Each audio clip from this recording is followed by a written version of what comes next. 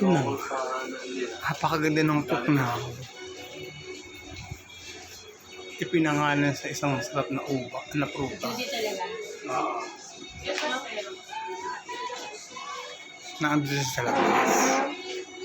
Like, pag makulay ganito na, talagyan natin ng kape. Lapit po sawa.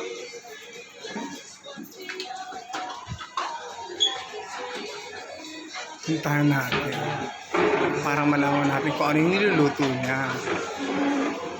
Ayun yung ulam namin dito sa office ni Secretary.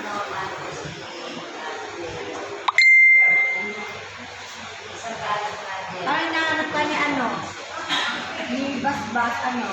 Preta. Opo. Kailangan ko yung gamot. Oo nga nga.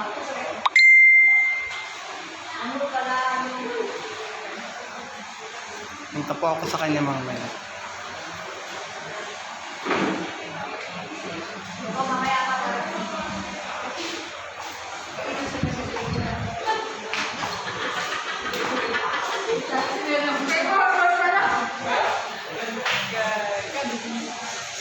Ito na nga.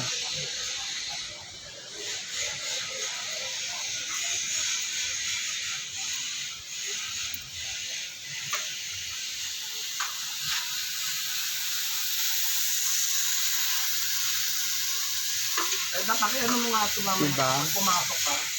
Pinangalan siya sa isa sa pinakamasarap na prutas sa mundo. Apple.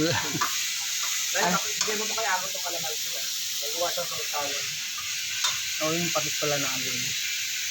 Dali, tama. Ayan. Sinigang po ang kanyang niluluto niya.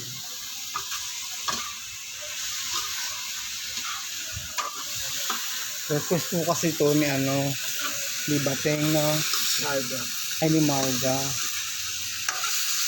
Nagawa. Ingisa daw yung abate. Bago ilagay sa tubig. Ilagay sa tubig. Perfect.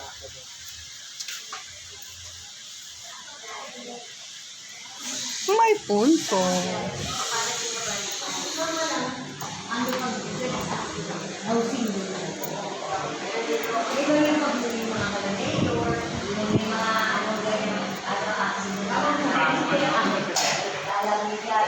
Thank you po. Teka. Ano yung ano daw? Ito, lapag mo muna dyan. Lapag mo muna dyan. Paano? Wag, hindi mo malalapas. Kanya ka naman si. Gagawa ko sa usapan. Meron na eh. Mayroon na daw pala.